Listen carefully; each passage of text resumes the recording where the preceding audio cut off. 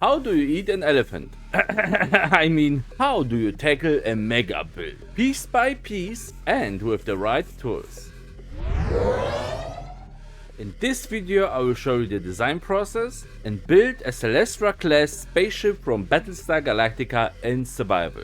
First I searched for good graphics and videos about the ship. Using Photopea I put a grid above my favorite one, and with World Edit I started building up a framework to get the size and the proportions right. But in my first attempt this girl was way too big, so I decided to scale her down by quite a lot, and now she roughly matches the size of my previous build.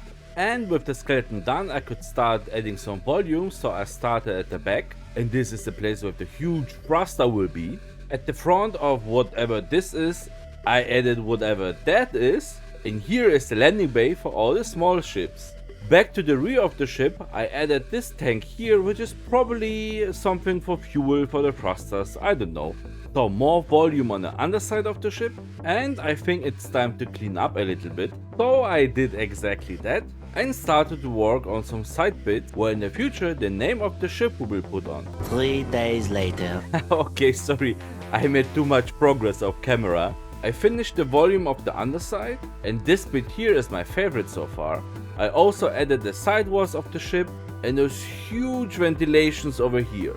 The interior looks kind of cool. But it was time to cover it up and also start building some structures on the roof. So I also designed the command center, or turret, call it however you like. But what's interesting about this build, and I think I did quite a good job on that, the turret is not round, it's a decagon? I don't know. Decagon.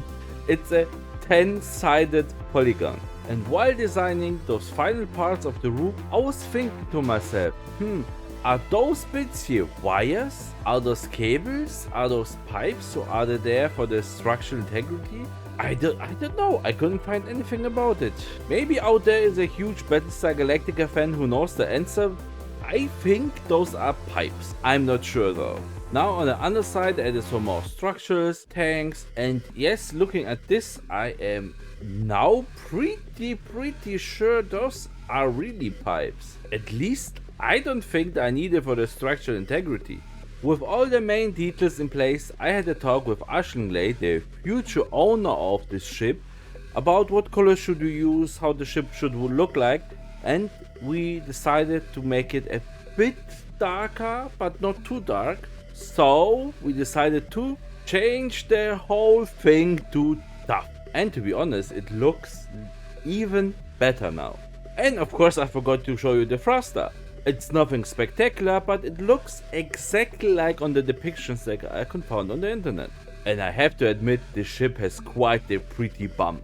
This ship still needs more details, so maybe let's start with a name. It will be right here and there. Whoops, how did that get there? Nah, I'm just joking, there it is, Mimir. You know Mimir, right? From the Norse mythology, also a character in God of War. But please don't look it up, you can do it afterwards, please continue watching the video. So now the ship has a name, the main color palette is set, the main details are there, the future owner will have a lot of space inside to play it around. And if you're a hardcore Battlestar Galactica fan, please don't be too harsh on me. There are some details here and there where I took some creative freedom with it, like for example with this bottom part here.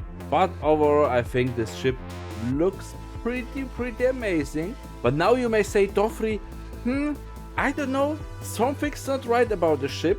And you would be correct, because this is not the final form. To give the ship its final glow, I did some retexturing to create more shadows and more depth to the build. And obviously with brightness on 30% you can see it even better. But this overall makes the ship look even more realistic. So after a total of 24 hours of designing, I can finally make a schematic. What? Over 64,000 blocks? After mining and crafting for 10 more hours? Let's slow down a bit, let's put some calming music on and build Celestra in a relaxed manner.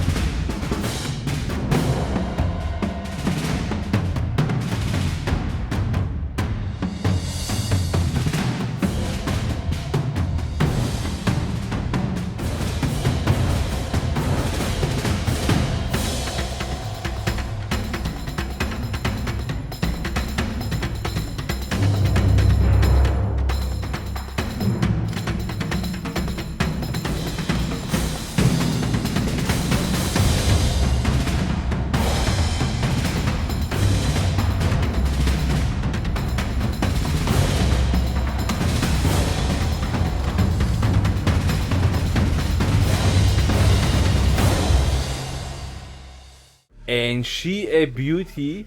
And now it's up to Ashlingley and Mod on the Cubscore SMP to do the interior. At the end, I left Geishling a gift by Dofri Space Dog with a note that says congratulations, the certificate of ownership to the ship, of course, and the master key to the Mimir.